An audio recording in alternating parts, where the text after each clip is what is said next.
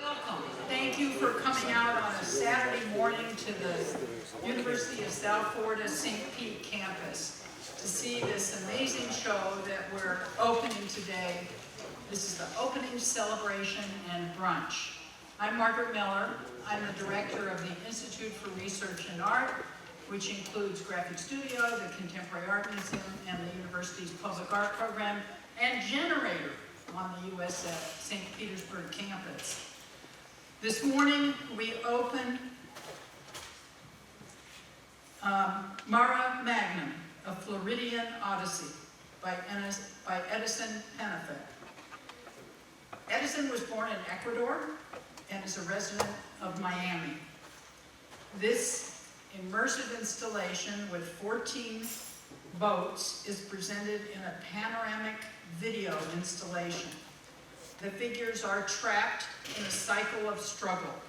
They come back to where they started every 30 minutes. It's a 30-minute loop. The migration does not refer to a single migration event or group of people. It's much more powerful, I think, and inclusive. The exhibition is supported by a grant from the National Endowment for the Arts.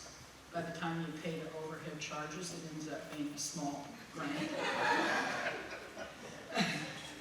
Also, the USF St. Petersburg campus arts budget, the Lee and Victor Levengood Endowment, and the St. Petersburg Downtown Partnership. Thank you, Jason Mathis. I don't think he's here today for that gift. We are fortunate to have some funding from the Dean of the College of the Arts for equipment purchases. And believe me, we bought a lot of projectors for this show. Mad Labs in Miami helped with stitching the whole technology together, and they've been here for several days working with Edison. Sarah Howard, now serving as the assistant director of the School of Art, initiated the project curated by Christian Vivros-Fonet, our curator at large. This project came out of a long conversation and relationship with Edison. There's a publication available for free, as all of our publications are, for free, so please pick it up. There's a short essay in it by Christian about the exhibition in Edison. There are lots of people to thank. It takes an enormous effort to put something like this together. Chancellor of USF St. Petersburg campus, Christian Hardegree. She recognizes the role, the transformative power of the arts, and has been very supportive of the evolution of Generator on this campus. Christina Keough, the assistant dean of the College of the Arts and dean of the Nelson Pointer Library, has been most helpful in getting this project organized. David Watts, chair of the Graphic Arts program on the St. Petersburg campus. Chris Garvin, dean of the College of the Arts. I want to particularly mention Gary Schmidt, our designer, who has worked with Edison in creating this installation that you see. I also want to recognize Eric Jonas, our chief preparator, who's always there for his creative spirit and for lending a hand. Dan Wood, are you here? Do you know who he is? He's the most amazing person over here on this campus. He is the manager of fiscal and business administration. He's from London, and he got his master's degree in street art. Now, you talk about that as an asset to what we're trying to do. It was tremendous. Mark Fredericks, research assistant. Randall West, our deputy director at CAN and financial manager who is overseeing this entire project. Shannon Annis, our registrar, who worked with Edison to borrow this work. Don Fuller, curator of new media and communication technology manager. I hope you'll all agree the signage is much better this time than when we did Superflex, and we're recognizing the multiple entrances into Harbor Hall. Assisting Don Fuller in the design and the production of the brochure is Kenzie Farrell, And then David Waterman, our chief of security on the Tampa campus, trained students over here to be security guards for this. And lastly, and I've probably forgotten somebody really important, is Tammy Thomas, our events coordinator.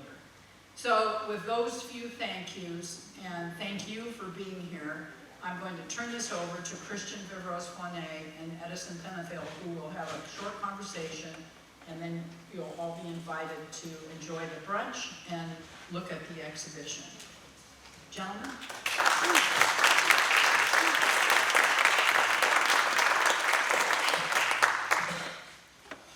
Hello. Thanks for being here. Let me just kick up my digital cheat sheet.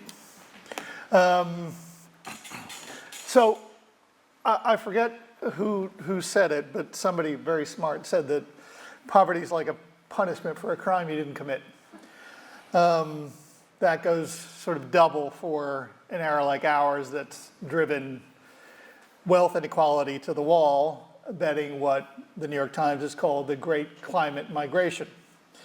To paraphrase David Wallace Wells' book, The Uninhabitable Earth, those who have read it, good for you. Those who haven't, go pick it up because it's fantastic. It's the best thing on global warming that you'll ever find. The vast majority of us citizens, consumers, conceive of refugees as a failed state problem. That is, as human fallout, which the global South's poverty inflicts on us in the global North. Well, global warming has proven that to be fake news, shall we say? In 2017, Hurricane Harvey produced more than 60,000 climate migrants in Texas alone. That same year, Hurricane Irma forced the evacuation of almost 7 million people in Florida, Georgia, and South Carolina. By 2100, Wallace Wells writes, sea level alone could displace 21 million Americans, with many refugees coming from the country's southeast, chiefly Florida. That's his quote. Where 2.5 million are expected to be flooded out of the greater Miami area. Far from being a local or regional problem for Venezuelans or Guatemalans or Mexicans or Bahamians or Cubans, the human cost of climate change is coming due for everyone around the world, Copenhagen to Miami. And of course, for folks here in Florida, in Miami-Dade, in Broward, in Hillsborough, Palm Beach, Pinellas. Just the way it is, right? We already know this. Now Edison, as many sort of great artists do, has sublimated this news that shouldn't be news any longer into the kind of symbol and set of images that can actually drive people to feel and think differently about a set of facts. It's actually hard to sort of grasp, right? Because it's so big.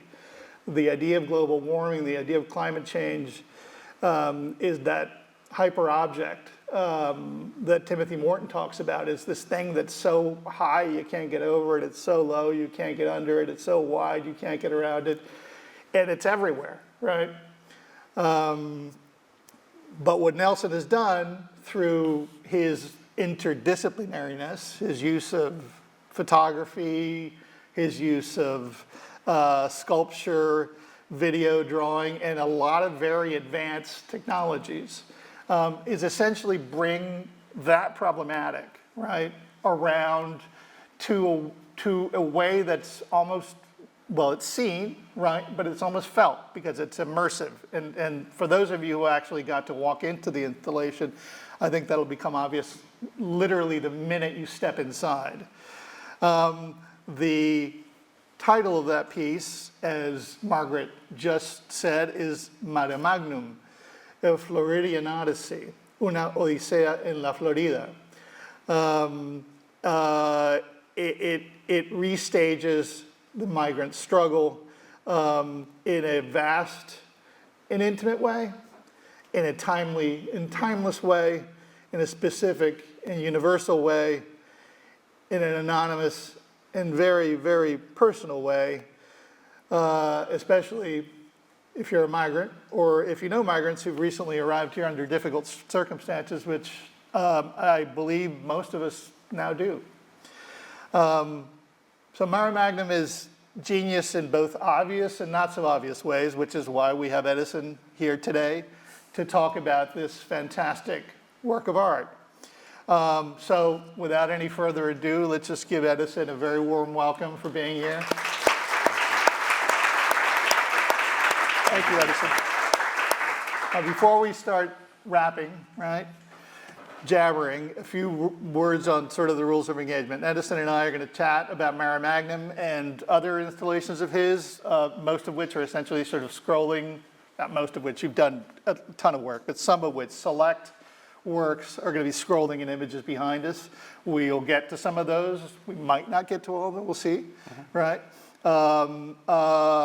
We'll do this for about 35, 40 minutes, and then we'll take questions from you guys for about 10, and then off we go for refreshments and immersion, right? Before we begin, a real quick couple shout outs from me. Mark Apatkin, who is here, but he was here along with the Mad Labs crew. Again, just thank you, thank you, thank you. Their support was not only incredibly generous, but really invaluable. I mean, we're working with some really cutting-edge technology here that it may be obvious to some of you, and hopefully it'll be transparent to most of you, which is the way really good cutting-edge technology should work. Also, obviously, I want to thank the entire USF CAM team. Tremendous, as always, and especially Eric Jonas and our exhibition designer, Gary Schmidt. I can't say enough about Gary. You know, the man has not seen an exhibition problem he couldn't properly whoop. So thank you, everyone. And now to the conversation. Yep. So, a question with a very wide berth. What led you to imagine Mare Magnum? I mean, did you have a eureka moment? What spawned it? And then you can tell us about the title, because the title is weighty. Yeah, so Mare Magnum was born basically as a site-specific piece. Its first iteration was for my first solo exhibition in Madrid, in Spain, with the galleries. That's Sabrina Mrani. That's Sabrina Mrani, which is how, by the way, we met. We got connected. Exactly. Yeah. So the space is basically a hangar space, a square space with probably 40 feet walls.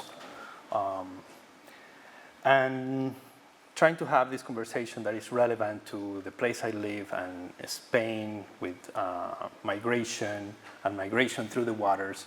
So Mare Magnum came naturally to reach those two bodies of water, the Atlantic and the Mediterranean. Though the title Mare Magnum to some degree references, or among the first uses of the term Mare Magnum, if I'm not wrong, was the Mediterranean. It was what the Romans called the Mediterranean, correct? Yeah, the Great Sea. The Great Sea, right, exactly, and in Latin, obviously, and there are ways in which you sort of have dissected the title, and you've explained that in a number of interviews that are read. Yeah. So when I put a title on a work, I always try to do a play of words or try to tap into the etymology. In this case, the etymology became very important.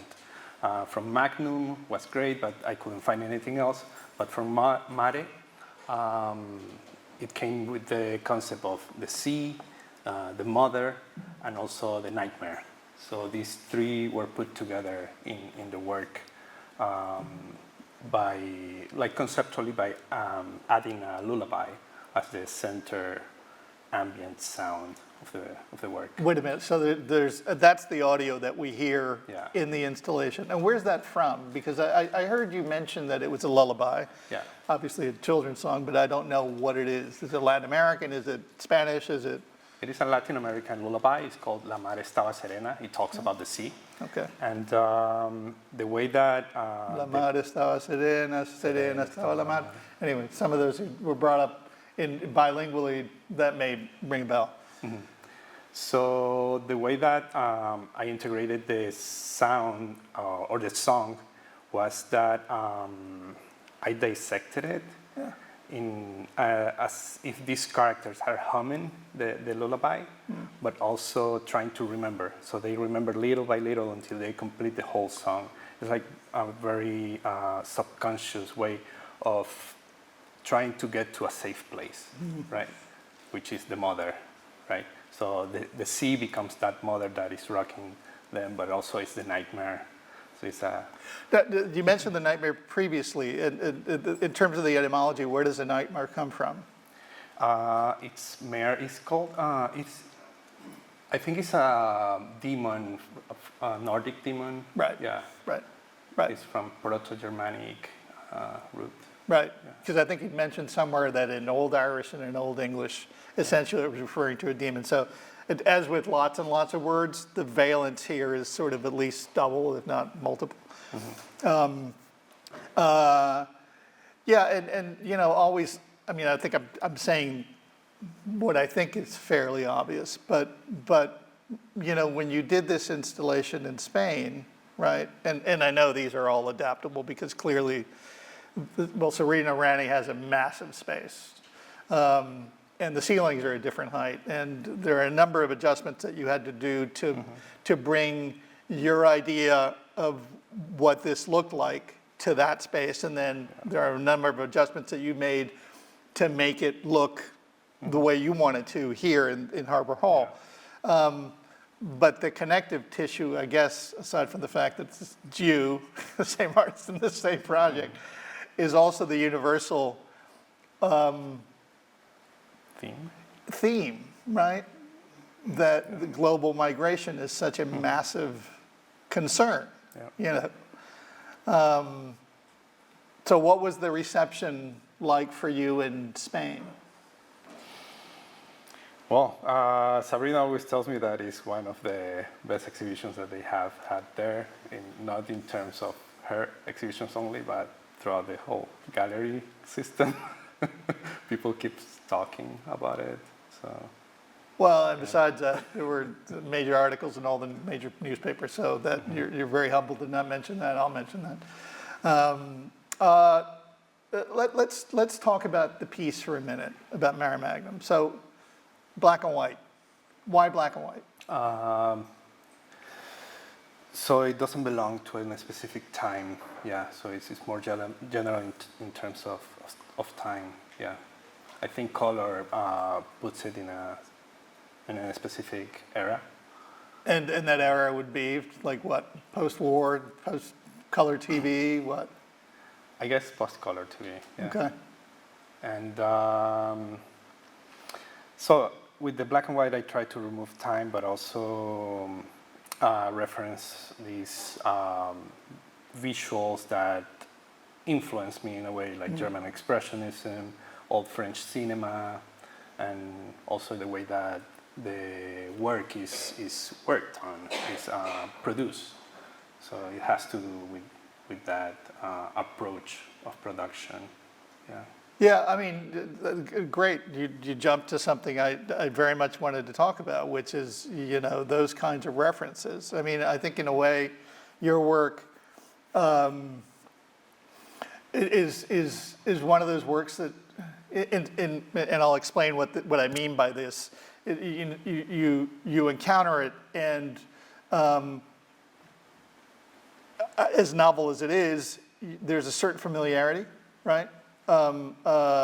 It's the kind of news that you know, Pound's notion, you know, art is news that stays news. You don't want to quote Pound much because he was a fascist, but he got that right. But the idea of putting together work like that often gives the audience member a sense of having seen something that was right under their nose, right? But at the same time, it's chock full of references. And so the references that you're mentioning, all sort of belong to the present and the past, but they're I think they're very, they pack in a lot, right? So, Fritz Lang, Chaplin is where I go to some degree. What else? Help me. Cantinflas. Cantinflas. Okay. Yeah. Yeah. Like Chespirito as well, like the way of doing green screen, Right. and that it looks fake, but you still believe it. You enter that world, cartoons, yeah. And sort of, and often very early uses of, well, green screen, but also of, moving image technology, right? Yes.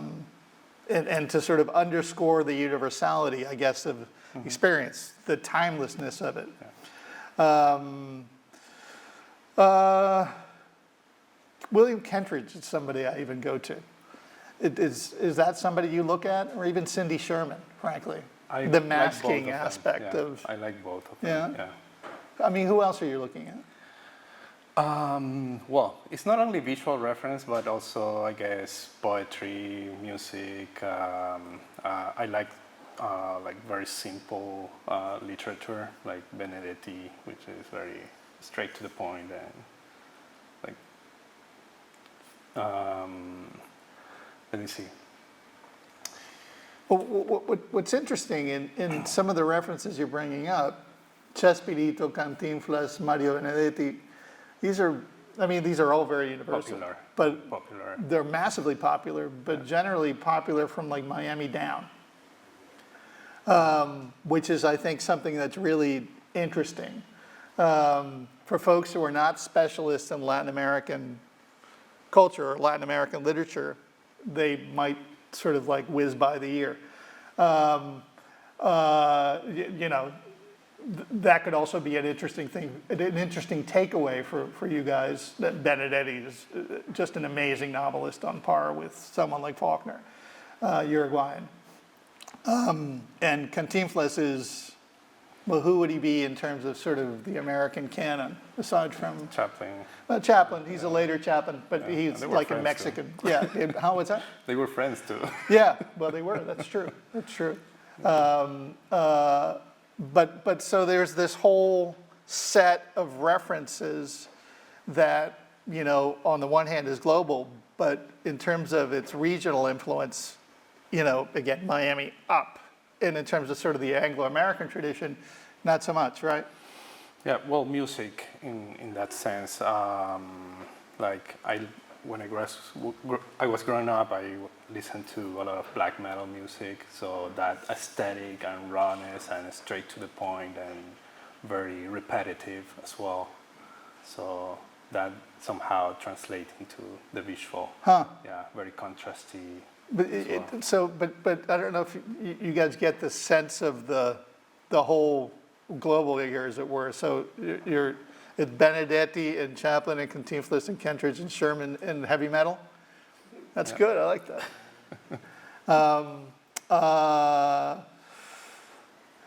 Now, a project like this is very complex, is it not? It is. Right?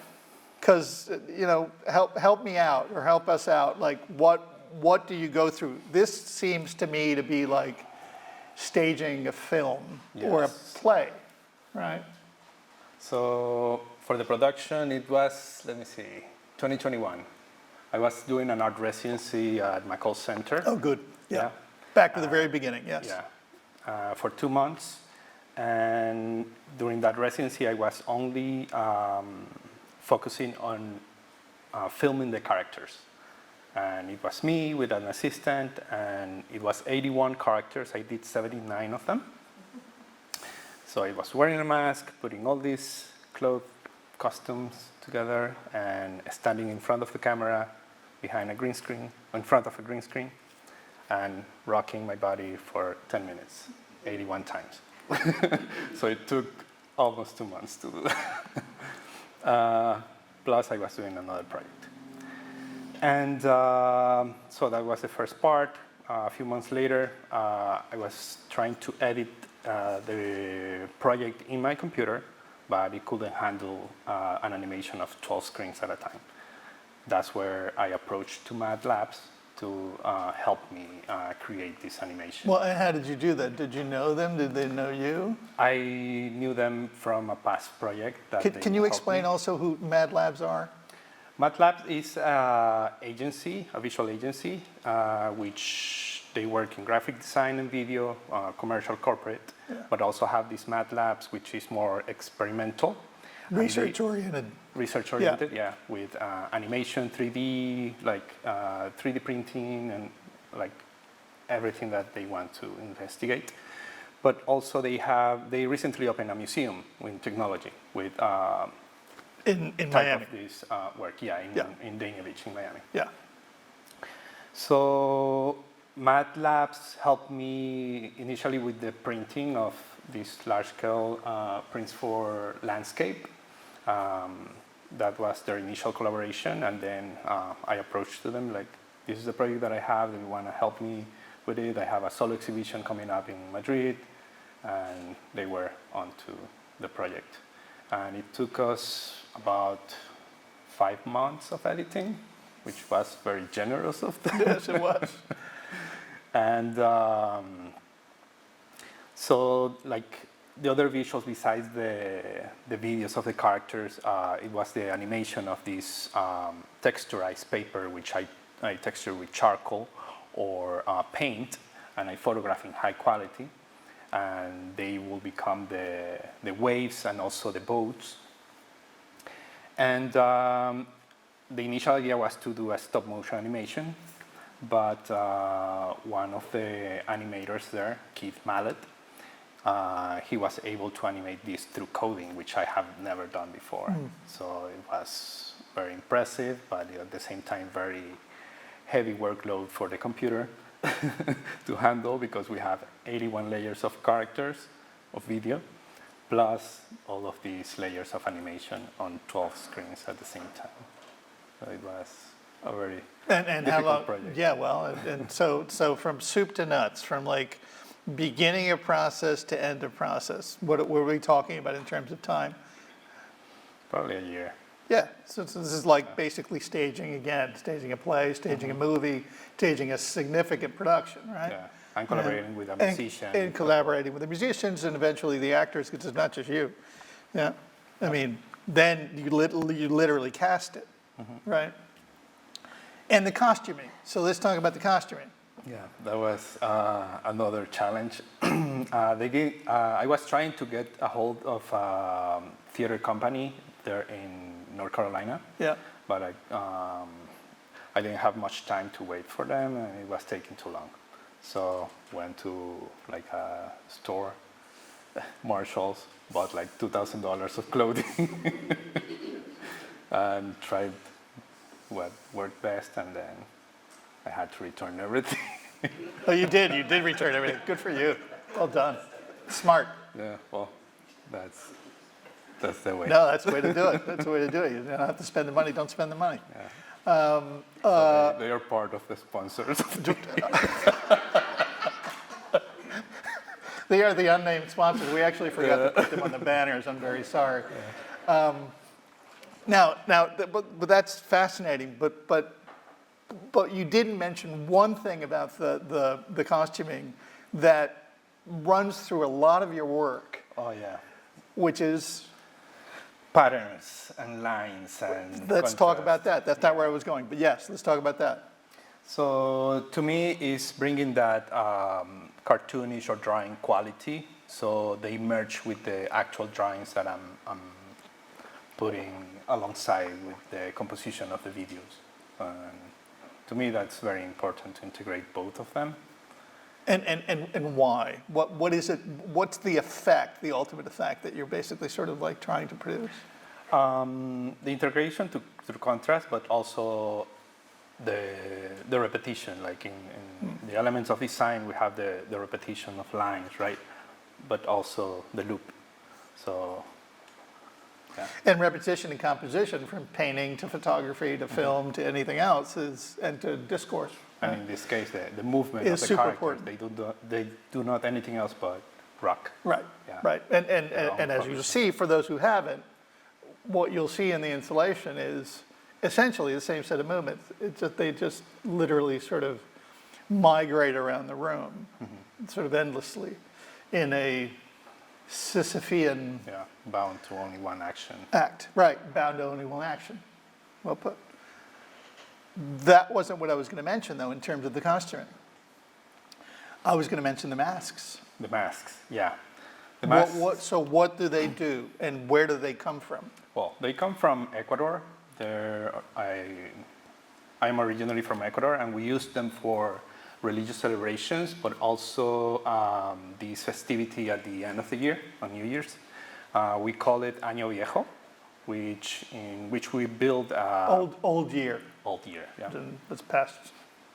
We build a life-size paper doll puppet, sometimes with old clothes, and we put this mask on the character. Sometimes they're political figures or whoever was relevant the past year, good or bad.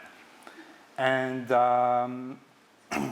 right before midnight, you beat the crap out of it as as a ritual of release, and then you burn it with fireworks and so. Yeah, and so it marks a new beginning, a new year.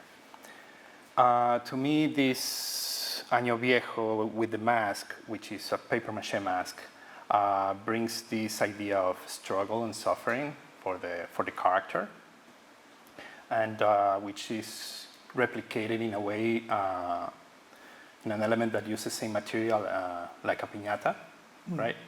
So it goes through the same struggle. And to me, bringing that to the characters that I'm embodying and representing for my work brings the idea of the struggle of migration and through those events. And besides that, masks have been used throughout history to adapt, to cover an identity. In the case of migration, especially illegal migration, let's say adapting to a new space, to a new system. Let's say working with fake documents, hiding, yeah. So all of those layers. Right, revealing and hiding at the same time. And there's, of course, a great tradition in theater, Japanese no theater, for example, Greek theater, the use of masks. And again, this is my interpretation, but you tell me if it makes sense to you. There's a way in which the characters are both made anonymous and universalized in their anonymity, right? Which brings me to the next question, which, as Margaret pointed out in the intro, that you take great pains to make sure that your characters are read a certain way, and that is without specificity to either personhood or nationality or regional origin or age group or ethnicity or race or demographic. Why do you do that? Again, like with the idea of the repetition of history and using this medium that is video and on a perpetual loop, right? And that cliche of the repetition of history let me see. Are you trying to tell us we've been at this for like Yes. thousands of years? Yeah, that's why Yeah. there's boats that resemble like Viking boats, and there's no specific era. Right. It's just a human condition. These could, there you go. Yeah, these could be Phoenicians, these could be Greek, these could be people coming from the Sahel over the Mediterranean.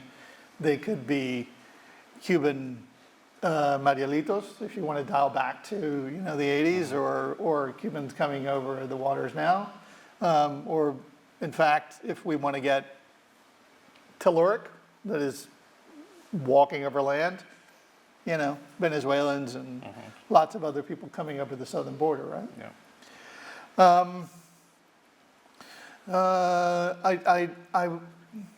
There's a question I wanted to ask you about music that I should have pegged to when we were talking about music, but let me because you've already explained the lullaby, but it occurs to me because a number of these projects use music that you already mentioned that you are or were a metalhead, that you're constantly keeping your your ear peeled for music, for stuff that you can use. Is that a fair statement? Yes, I guess. Yeah, I try to go to live events, music events, to see how it can influence my work, and just focusing on an instrument specifically. Like there was this concert that this girl was playing a super big bass, and it just resonated so much, and the vibration. The actual bodily vibration. Yeah. And that's why I decided to use a cello on this piece, because I wanted that vibration that is connected to the lullaby. And when our mothers carry us, and we have our heads on her chest, and she's singing or humming, we feel that vibration. So to me, it's like bringing that subconscious memory. Yeah. Right. Well, that's beautiful. A personal question. We're coming to the end of our conversation, and hopefully there's some questions from the audience. As I believe Margaret mentioned, you yourself are an immigrant from Ecuador, right? From Quito? Guayaquil. Who spent some significant amount of time here in the States in some kind of legal limbo. Is that correct? Right. So how does that experience and that of your family inform your artwork? Well, the mask. Hiding and working with other people's document, in this case my sister's document. What do you mean your sister's documents? Well, I didn't have documents to be able to work. So, and she was working at this company, and she's just like, okay, you go stay with me, and the boss allows it. So I was able to work for a species of masking. Yeah. Right. And also the fear of being caught, I guess, but I wasn't doing anything wrong to be able to try and make a better life for yourself and your family. Mm-hmm. How old were you when you came over? 17. 17, yeah. Is it fair to say that all your characters are wearing an Edison Peñafiel mask? And by the same token, the Edison Peñafiel mask is everyone? It is. Or every man? I've been diving a lot into these different therapies and subconscious things, and every artwork is a soft portrait. So of course. Yeah, you just embody, and in this case, like when making one of these characters, it is a struggle to make it. Sometimes, like, I try to make or act like an old lady that is struggling just to be standing in a space. So I have to be in this position for 10 minutes with the mask, which doesn't allow you to breathe as easy. And you start sweating, and you just embody that character. And you see that I didn't go through this at all, but friends of mine have done it. So it's trying to embody all of those memories, I guess, and situations. And quite successfully, too. All right, my last question. And this is sort of a question about your future, I suppose, your future productions. So indulge me. I'm sure I'm not the only person to think about William Kentridge in terms of your work, right? William Kentridge is a South African artist who, this is an art world term, which I hate, but I'm going to use it, problematized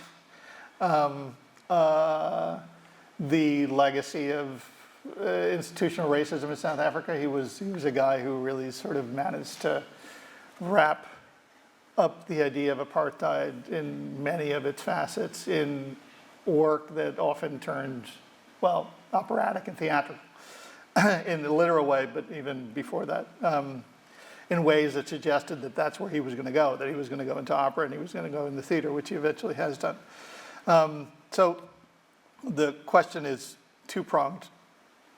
One, obviously, there's everything detailed and very carefully calibrated about your work, right? Also, something very operatic about your work. So I guess part of what I want to ask is, do you see yourself do you see yourself in the future or in the present doing something like Kentridge did with a very wide-ranging social justice theme? For you, it would be migration, right? And two, would you see yourself in the future venturing out into even bigger sort of like stages? I mentioned opera, you know. He did murals and theater and or even a longer, even a bigger sort of filmic stage. Yeah, there was a bigger project that I've been working on for the past 2 years, but it's on the back drawer right now. For now. Yeah. Can you tell us anything about it? It is, like, the work is becoming more personal, I guess, and more magical, but still focusing on migration, but in another sense, like spiritual migration. It started with a project called Érase una vez, Once Upon a Time, where I started to represent with 3 characters my grandparents from my mother's side. And it was basically about their passing, so it's another type of migration. And in this project, which is an animated film, there are these characters that go through different, during their migration journey, they go through different stages or settings where they transform into different animals to be able to cross that specific landscape. But those animals have connections to Greek gods and other celestial beings from around the world. There's a lot of symbolisms in each one of them, and that reflect the stages of spiritual liberation. I've been studying Andean cosmovision. Yeah, so it has to do a little bit with that, but it doesn't escape my migration theme. New mythologies. Yeah. Well, old mythologies. Yeah, All new mythologies. takes. Right. But in a contemporary context. Right. So we have like Poseidon, which is a smuggler, and we have Polaris, which is a star, and he guides them through these different stages as well. And the main character is Arcturus, which his final transformation is a bear, a blue bear. Yeah. And what form would this take? Or forms, plural? Yeah. Initially, it's a film, but it's a multi-channel film, an installation that the viewer needs to walk through the space to follow the characters along their Different journey. rooms now. We're not talking about a single. It is. I imagine it in a big room. Okay. 6 screens, and the viewer walks with the group. But as you are on the 5th screen following the characters, there's something else happening on the other screens. It's like real life. Oh, right. Okay. Yeah, because there's characters that return, or 2 small or younger characters that only act in the 1st and the 2nd screen. Yeah. Well, I forget what you called it in gaming, but essentially it's sort of like there is a route plotted out for you, but then you come back, and is that the idea? Yeah. Yeah. Okay. And it goes on a loop again. Well, I'm hoping to see that very soon. I don't want to make you nervous.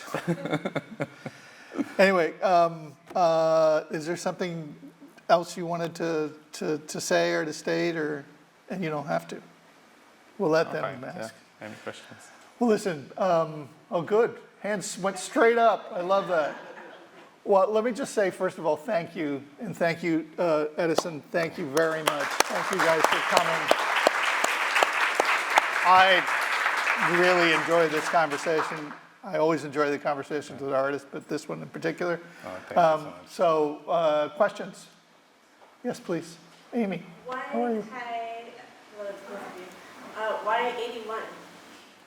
81. There's no specific, well, that's the amount that I was able to do during that time. That's not a specific number. Okay. Yeah. Yes, please. The images that are cycling behind you, there's a couple where the figures have their hands up. You use this motif repeatedly. Could be like a halo or headdress, but it also could be like a window, and I also see it as a guillotine blade. What is that about? Yeah, the project is called, or translates to neither the dogs that never forgot me, nor the horses, not the hugs from my siblings. And it's one of the latest projects. I started Well, where does that come from? That comes from monologue from Facundo Cabral, Okay. a musician from Argentina. And it talks, Like, he's the Bob Dylan of, like, Latin America. and this monologue, he always says it before a song that has to do with travels and migration, his own travels. Yeah. And the idea of this monologue, well, the actual phrase is not neither, but it's the positive way, like the dogs that never forgot me, the horses, and the hugs from my sibling. But I just twisted to the other side. So it's not what they expect, right? And I imagine this piece as an installation. There's 43 characters in this position. And there's 3 dogs, 2 horses, and 2 military guys pointing at them. So it's a scene of arrest. They have these hoodies that resemble a halo as well. And it's directly pointing to the 43 students of Ayotzinapa that disappeared in Mexico. And yeah, so it has to do with that. So they're in that limbo because they disappeared. You don't know if they're alive or dead. And it's really thoughtful of the guillotine that you mentioned. It's like they have been executed. And Edison, these take what form? They are, let me see, mixed media paintings. Okay. Yeah. They are collage of fabric over fabric with this photographic transfer. Yeah. Photography is very important in my work, even if it is painting. To me, the photographic part is a way of bringing reality into my work, even if it is a drawing or something. Yeah. Yeah, and to land it in sort of like American culture is like, my reading is hands up, don't shoot, right? Yes, please. Yes. I have a question about your thinking about something in an intellectual way versus sort of feeling it. When you were selecting the costumes and you were thinking about the patterns, did you go into the store thinking, okay, I need to get a bunch of plaids, I want some docs, I want all that, or did you go in and get the clothes and then sort of assemble it from there? So I guess how much of it is conscious thought and how much of it is your eye looking at things? Let me see. It's, well, I just go to the store and see what I like. And then after I just lay it all out and I see the character, it's like, okay, this person is going to be wearing this and this. And sometimes I want like super absurd that I combine male and female at the same time. Yeah. Or different ages. Like I have a very old lady that is pregnant. Yeah. So, so it's like. I'll be looking for that. Yeah. Who else? Anyone else? Yes, Stan. So Great discussion, thank you, and also Edison, congratulations on the exhibition. Thank you. My question, I have two brief questions regarding the Barrio Alto images that show up behind you. Yeah. If I recall my Spanish, I think that means high neighborhood. And so two questions, is the finished product, is it a photograph or is it, okay, so it's not the three-dimensional sculpture, No. it's photograph. And then is that project a reference to global warming and rising sea level? Not specifically, but more questioning. That was my first body of work from 2012. I lost all the work and I restarted it last year.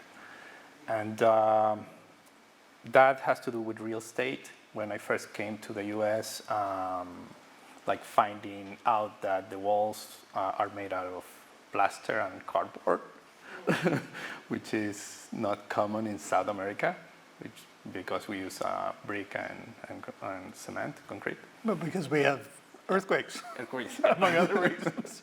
Yeah, but like to me, it was questioning the fragility of the structure, but also the real estate crisis around that time. My aunt lost her house because of that, and questioning the cost of housing based on location. So what is a barrio alto? Barrio alto could be Beverly Hills or it could be a favela in Brazil, and the materials that are used for housing. Yeah. Let me say two things about that. One, if I'm not mistaken, Edison, Barrio Alto is on view now somewhere? It's on view at the Coral Springs Museum in South Florida. Yeah. And while we're on that, I think you have another show that's up.